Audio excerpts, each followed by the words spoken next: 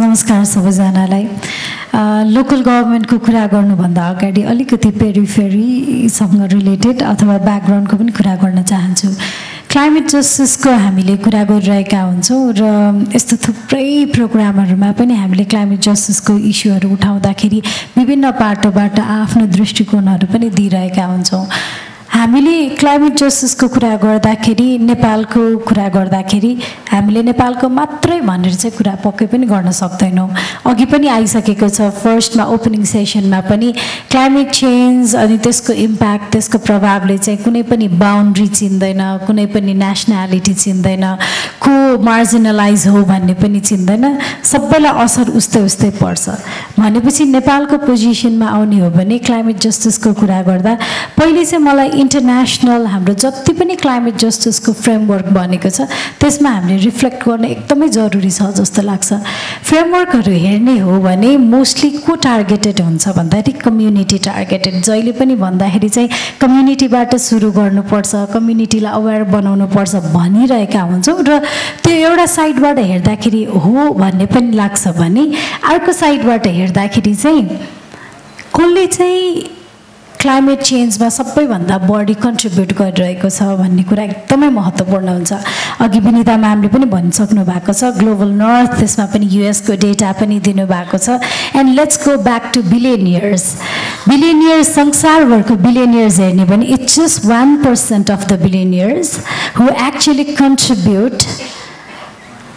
in carbon emission, which is more than what 50% of the world population does. र हामीले climate जस्टिसको कुरा गर्छौँ, just ट्रान्जिसनको कुरा गर्छौँ। यदि जस्ट ट्रान्जिसन चाहिँ त्यो वाक्यमा शब्दमा मात्र होइन पोलिसीमा नै हो भने it has to be started from decarbonising the billionaires first, internationally र वर्ल्ड वाइड हेर्दाखेरि पनि।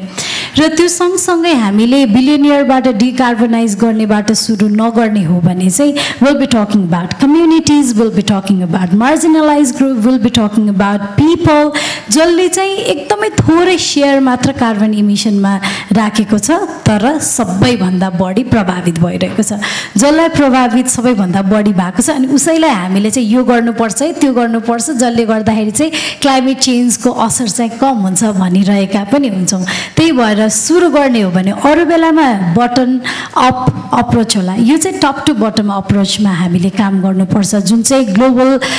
फ्रेमवर्कमा पनि त्यसरी नै काम गर्नुपर्छ जस्तो लाग्छ।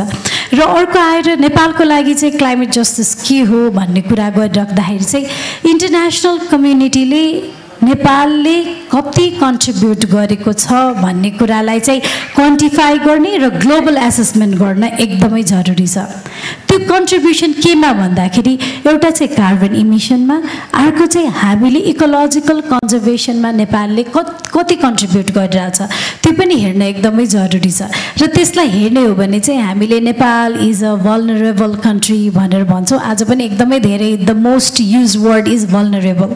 तर Nepal is not just vulnerable country. हामी चाहिँ इकोलोजिकल कन्जर्भेसनमा कन्ट्रिब्युटर, मेजर कन्ट्रिब्युटरको रूपमा पनि छौँ। त्यो कुरा डेटाले पनि भन्छ है। ग्लोबल्ली हेर्ने हो भने चाहिँ हामीले कति चाहिँ ग्लोबल ल्यान्ड एरिया अकुपाई गर्छौँ भन्दाखेरि अलमोस्ट 0.1% मात्र अकुपाई गर्छौँ। तर त्यो हुँदाहुँदै पनि नेपालले के कन्ट्रिब्युट गरिरहेको छ म डेटा पनि यहाँलाई दिन चाहन्छु। 3.2% अफ वर्ल्ड्स फ्लावरिङ प्लान्ट नेपालमा पाइन्छ, 1.1% अफ ग्लोबल फाउना नेपालमै पाइन्छ। अनि संसारभर हामीले इन्डेन्जर्ड स्पिसिस भनिरहेका हुन्छौँ, ती इन्डेन्जर्ड स्पिसिसहरूमध्ये 36 वर्ल्डको इन्डेन्जर्ड स्पिसिस नेपालमा नै पाइन्छ। र त्यति मात्र नभएर नेपालको फरेस्टको कुरा गर्दाखेरि 1990s देखि लिएर आजसम्म आउँदाखेरि 29%बाट हामीले 45% प्लसमा हामीले गइसकेका छौँ फरेस्टको अकुपेन्सी पनि। र सँगसँगै कार्बन सिक्वेस्टरमा पनि नेपालले मेजर कन्ट्रिब्युट पनि गरिरहेको छ। यो सबै हेरिराख्दाखेरि चाहिँ Nepal is not just vulnerable country but we are also the major contributor towards the ecological conservation of the world. र यसमा कुरा गर्दाखेरि अब आउँछ यहाँ चाहिँ नेपाललाई फाइनेन्सियल्ली अझ हामीले क्लाइमेट फाइनेन्सको कुरा गर्दाखेरि एक्सेसेबल हुनु पर्यो। त्यो प्रोसेस लेन्दी हुनु भएन त्यो एक्सेसेबल भनेको चाहिँ अब मार्जिनलाइज कम्युनिटीको पनि एक्सेसेबल हुनु पर्यो नेपालमा पनि त क्लास छ नि त्यो क्लास हुँदा पनि सबैभन्दा मार्जिनलाइज कम्युनिटीको एक्सेसेबल छ कि छैन त यदि ग्लोबल क्लाइमेट फाइनेन्सिङ र त्यति मात्र नभएर त्यो चाहिँ जहिले पनि हामीले कम्पन्सेसनको रूपमा मात्र हैन नेपाललाई चाहिँ सबैभन्दा बढी प्रभाव परेको कारणले गर्दा कम्पन्सेसन चाहिन्छ त्यो एकातिर छ भने so the global climate financing should be observe taken into lens जस्तो लाग्छ एउटा भनेको चाहिँ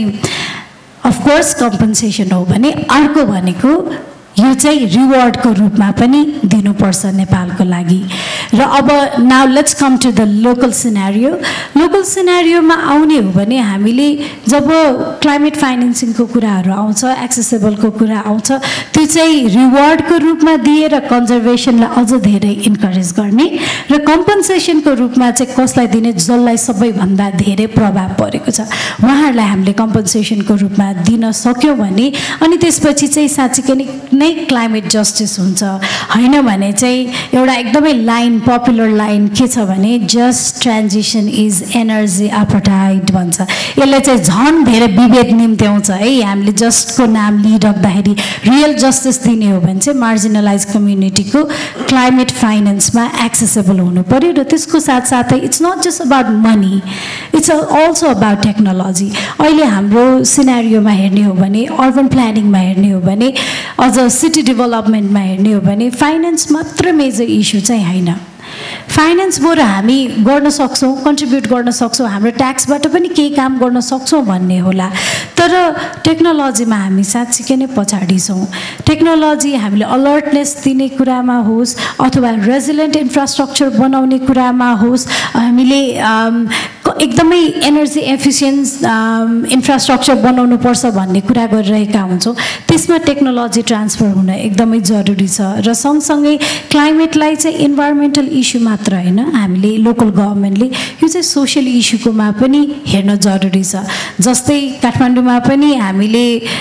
धेरैजनाले भन्नुहुन्छ हाम्रो पुस्ताले यस्तो खालको अर्बन फ्लड आएको कहिले पनि देखेका थिएनौँ भनेर धेरैले भन्नुहुन्छ तर जुन हामीले लास्ट सेप्टेम्बरमा देख्यौँ र त्यो अर्बन फ्लडको भिक्टिम को भयो त भन्दाखेरि अलमोस्ट एभ्रीबडी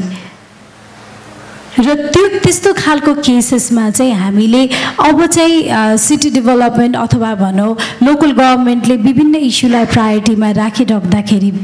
क्लाइमेटको संविधानले क्लाइमेट चेन्जको कुरा नै वर्ड चाहिँ छैन तर हामी क्लाइमेट सेन्सिटिभ छौँ भनेको जस्तै हाम्रो गभर्नेन्समा पनि टर्म राखौँ र नराखौँ त्यति महत्त्वपूर्ण भएन तर हामी क्लाइमेट सेन्सिटिभ भएर काम गर्न चाहिँ एकदमै जरुरी छ जसमा टेक्नोलोजी र नलेज ट्रान्सफर हुन अहिलेको आवश्यकता हो जस्तो मलाई लाग्छ